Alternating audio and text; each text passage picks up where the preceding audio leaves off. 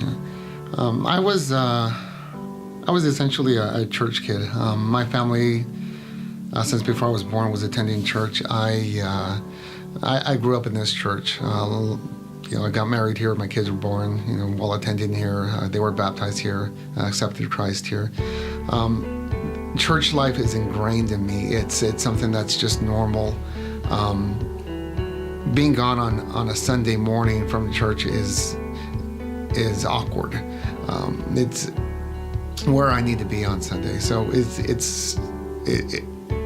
being a part of the church is really just a part of who I am and how I grew up. It wasn't until probably about my 30s or so that I was coming up here for some event, maybe I think it was a Saturday work detailer or something. And of course, I really didn't want to come, but it's one thing I just knew that I should be a part of it. But God put something on my heart that day, and so I said a prayer that day to Him, and I said, whatever you want me to do, I'll do it. If you want me to scrape gum off the cement, that's fine.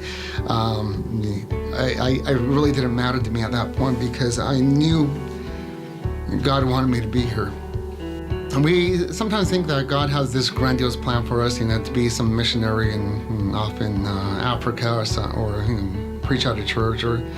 But for some reason, that was always the thought I had in mind that, what is God's plan for your life? Do something in major ministry. But such wasn't the case for me. I think what God had planned for me was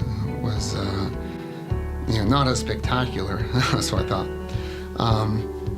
But that day when I said, God, what do you want me to do? Something changed.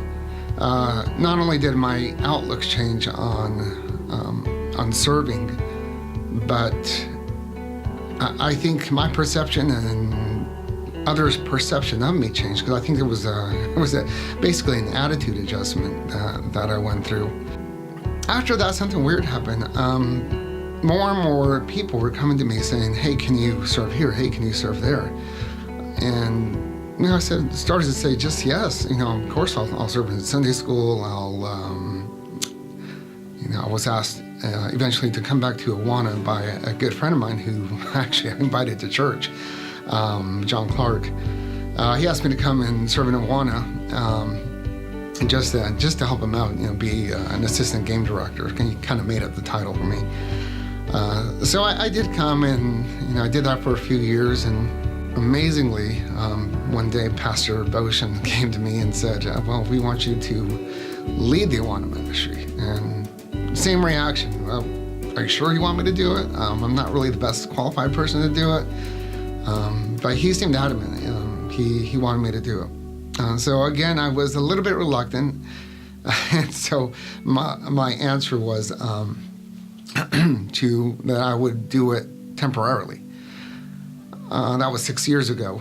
So I think I'm still doing it temporarily. I'm not quite sure. But it's been a joy to serve the Awana ministry, to lead it, and to just see the amazing thing God does through the Awana ministry with these kids. It's just amazing to see the joy in the kids' faces when they come every week to Awana, and to hear the parents tell me, this is what they look forward to every week.